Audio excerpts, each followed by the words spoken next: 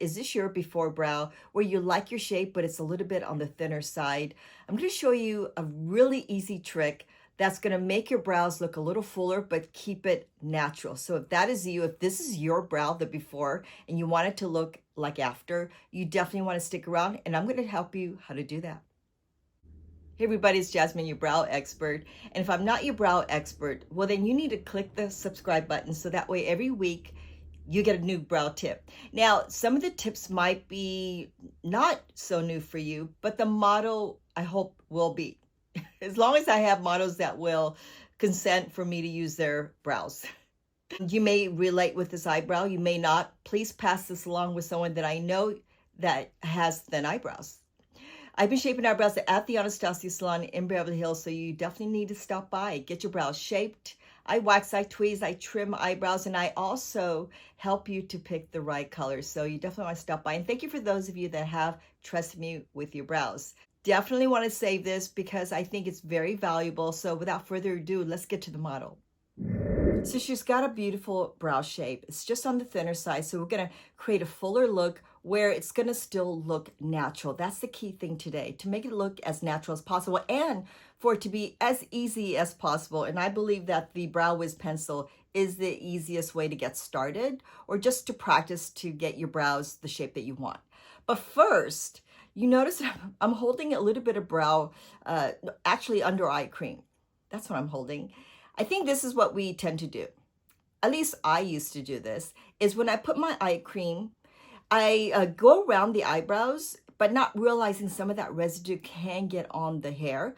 So that's when I grab a spoolie brush and just go over it. And if you're not entirely sure it's all off, that's when you grab a tissue and just kind of pat over your eyebrows before you get started. So that way, whether you have full brows or thin brows or no brows, like myself, an old brow tattoo, I have one, and I have some videos talking about my brow tattoo, so you definitely want to visit those.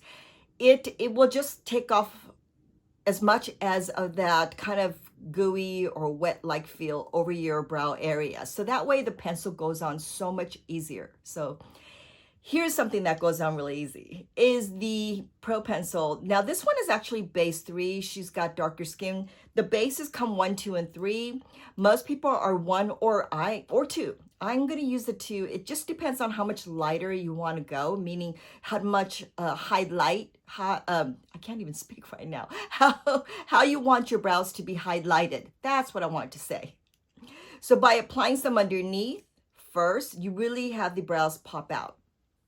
Here's something else we tend to do. This is something that you might have not realized until now, is we go right inside the eyebrows, or like the little hair that you see, and you just go inside and you just go this little thin line inside. The reason why you don't want to go inside or right where you see brow hair first, it just gets too dark and too thin. The first time you touch your eyebrows is always your darkest and heaviest. But this is what I'm showing you. Go ahead and leave that. Don't rub it off. Go over and below as you're seeing me do this. So so the middle part of that white line is what you first initially did, right? You went right inside. We're like, okay, well, that's what I initially do.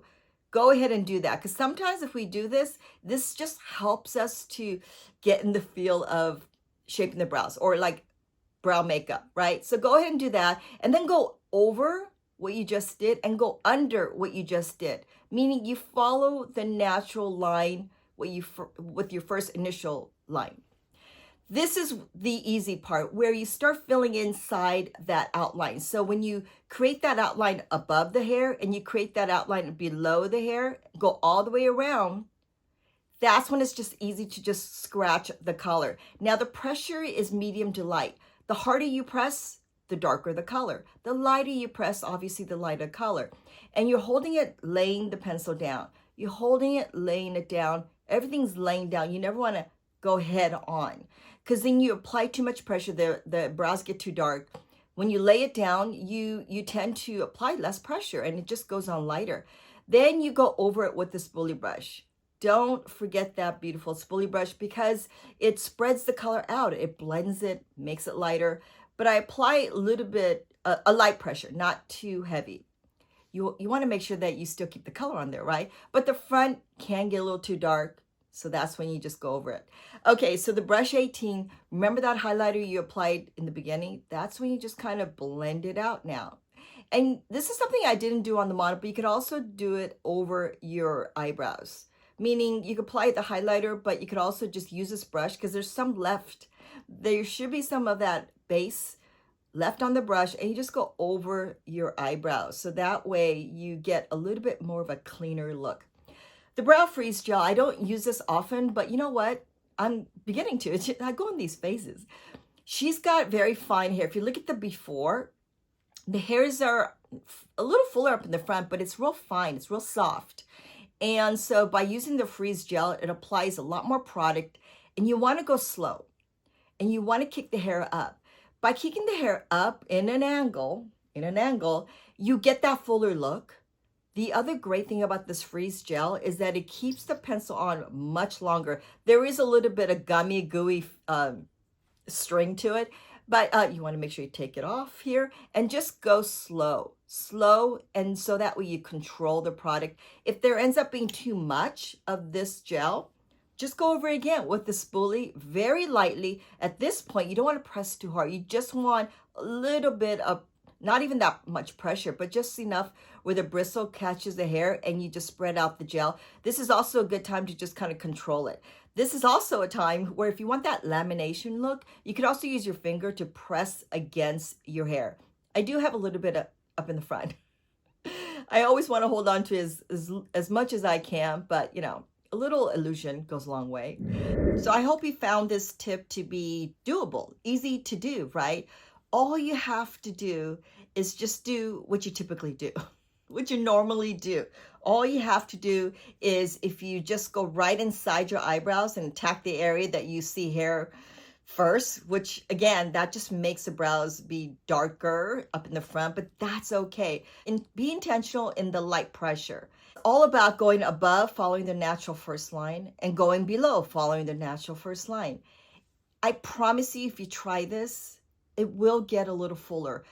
The key is not to go too high up and too low, right? The key is just to puff up the eyebrows. So the key is just to go slightly above and slightly below, and a little bit of gel, and I promise you, you will get a fuller brow. If you found this to be useful, again, please subscribe, let me know, and I will see you guys next week.